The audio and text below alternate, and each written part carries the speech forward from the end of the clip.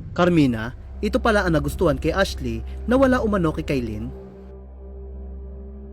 Hindi may kakailan na laging laman ng usapan sa social media ang pamilya ni Carmina Villaruel at Soren Legazpi, lalo na ang kanilang kambal na sina Mabi at Cassie.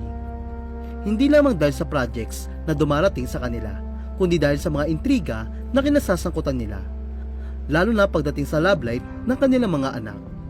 Kamakailan lang, muli na pag-usapan si Carmina matapos mapansin ng mga netizen kung gaano niya kabait tratuhin ang girlfriend ngayon ng anak niyang si Mabi na si Ashley Ortega. Marami ang nagsabi ng ibang-iba raw to kumpara sa pagtrato noon ni Carmina sa ex-girlfriend ng anak ng si Kailin Alcantara. Ang ilan pa nga, nagkomento na tila mas boto raw ngayon si Carmina kay Ashley. Sa mga larawang ipinost ng aktres sa Mother's Day celebration, kapansin-pansin na kasama sa okasyon si Ashley at tila very close na ito sa pamilya.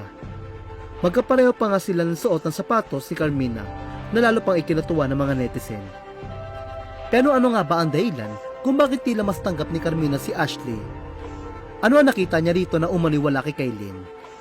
Sa press conference ng bagong GMA series na Hating Kapatid noong October 8, 2025, diretsang sinabi ni Carmina na masaya siya para sa anak niya si Mabi at sa bago nitong relationship. Ayon kay Carmina, masaya siya hindi lang dahil sa mga bagong proyekto ng pamilya, kundi dahil muli nakakita siya ng peace and happiness sa buhay ng kanyang anak pagkatapos umano ng kanilang pinagdaanan, na tila ang tinutukoy niya ay ang pinagdaan ng isyo at pambabatikos nila dahil kay Kailin. Dagdag pa niya, natutunan niyang huwag nang pansinin ng mga bashers at unahin na lang ang pagmamahalan at pagkakaisa ng kanilang pamilya. Nang tanungin tungkol kay Ashley, hindi nagdalawang isip si Carmina na sabihin kung gaano siya kaboto rito. Ayon pa kay Carmina, gustong-gusto niya si Ashley dahil napaka-sweet, mabait at magalang nitong babae. Ibinahagi rin niya na mas naging madali para sa pamilya na tanggapin si Ashley dahil nakatrabaho na rin ito ng kanyang asawa na si Soren Legazpi. Aniya, I love Ash, nakawork ko na siya before and okay ako sa kanya. Gayon din, nagkatrabaho sila ni Soren, walang problema. At lagi kong sinasabi, si Ashley is very respectful. She's so much of a sweet lady.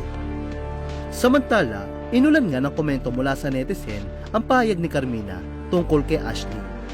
Ayon pa sa kanila, mukhang pinaparinggan umano ni Carmina si Kailin na kaya hindi nila ito tanggap dahil wala itong respeto at hindi mabait.